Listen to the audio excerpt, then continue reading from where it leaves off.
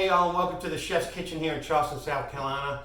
My name is Chef Patrick, and today I want to share with you a couple of tips about using salt in your cooking. Now, when you go to the grocery store these days, it's about 15 different types of salt on the shelves. It could be a little confusing, and I just wanted to share with you what to look for, what to use. The one thing you don't want to use is a table salt or iodized salt. Now, this type of salt is good for on the table if you just want to sprinkle it on your food, but when you're cooking, you don't want to really use it because it does not melt into your food. Whereas kosher salt is what professional chefs use to melt into their food when they're cooking. So my favorite brand is Diamond Crystal Kosher Salt. Very good flavor, melts into the food, makes your dishes taste wonderful.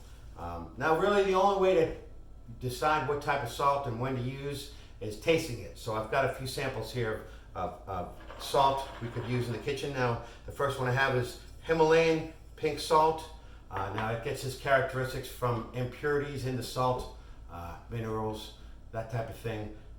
That's very, very mellow flavor, not too bitter, whereas the iodized or table salt is very bitter. Now if you taste them side by side, taste the iodized salt, rinse your mouth out with water, and then taste the pink salt, you'll notice a very large difference in the bitterness of the salt. We also have a chunk of salt you can use to garnish your food. Just get a little grater. This is also Himalayan salt.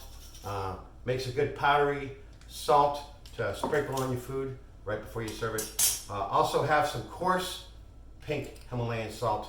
Again, it just depends on what you want to use it for. Really, really good flavor out of all the salts. Also have some black salt, and the black salt gets its characteristics from charcoal. Kiln fired, and it gives it that black flavor. There are a couple of health benefits to using this salt over iodized salt or something like that, but again, the best way to decide what you want to use is just to taste it. Now you can taste each one of the salts, rinse your mouth out with a little water, especially if you put it right next to the iodized or table salt. If you taste these salts together, the table salt, you just stop using it right away because you realize how bitter it is, and again, it doesn't melt into your food. Anyway, that's it. Hope you have fun shopping for salt.